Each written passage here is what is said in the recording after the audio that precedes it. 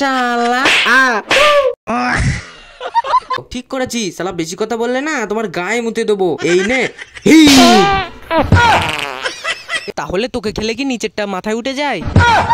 এ বাবু, ভিডিওটা শেষ অবধি দেখবে, তবেই তো আরো বেশি মজা পাবে। ভাই দিনের পর দিন চলে যাচ্ছে, টাকা পয়সা কিছু ইনকাম নেই। ভাই আমার কাছে টাকা ইনকাম করার একটা ভালো প্ল্যান আছে, টাকা অটোমেটিক তোর হাতে চলে আসবে। হ্যাঁ, অটোমেটিক টাকা আমার হাতে চলে আসবে? কি প্ল্যান বল বল। ভাই তুই একটা হাতে বাটি নে, রাস্তা পাশে বসে পড়, অটোমেটিক টাকা তোর হাতে চলে আসবে। শালা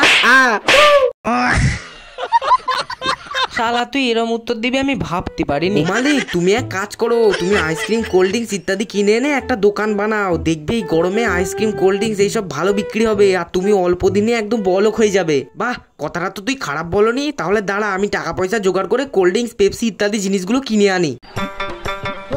তারপর জিনিসগুলো কিনতে গেলাম। উফ, এই সালের ওয়েদারটাও না, অন্য সময় বৃষ্টি হবে না, সালা যখন বাড়ি থেকে বেরোবো তখনই বৃষ্টি এসে যাবে। কি বাবু, তোমার কেমন ফাটছে বলো? তুমি না সালা প্রচুর বেদো, যখন খুশি আমাদের উপর মুতে দিচ্ছ। ঠিক করেছি সালা, বেশি কথা বললে না তোমার গায়ে মুতে দেবো। এই নে। এ বাবু, সালা তোমার বুদ্ধি প্যান্টের ভেতর থাকে নাকি? সালা তুমি ছাতাটা হাতে নিয়ে ব্যাগটা মাথায় দিয়েছো, তাড়াতাড়ি ছাতাটা মাথায় দাও। ঠিক ঠিক।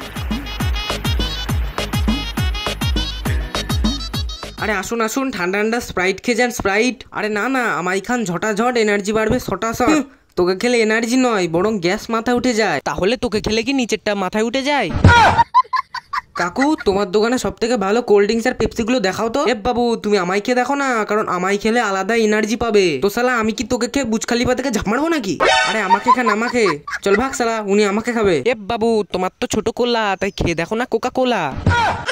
এই চুপ কর চুপ কর।